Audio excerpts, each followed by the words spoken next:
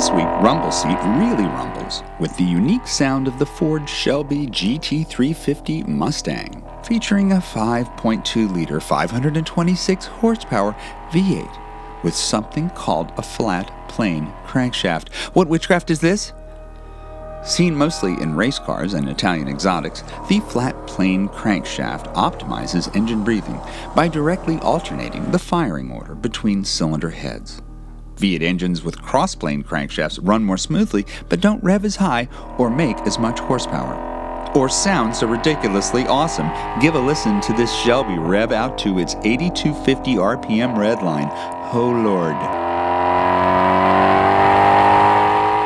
Also note that, unlike a lot of performance cars, this Mega Mustang is naturally aspirated, so no turbocharger interferes with the flow of audibly delicious exhaust sounds.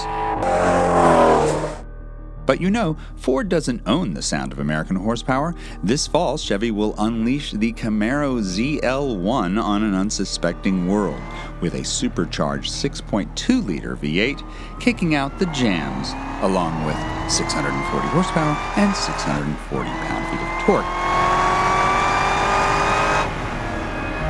And let's not forget Mopar.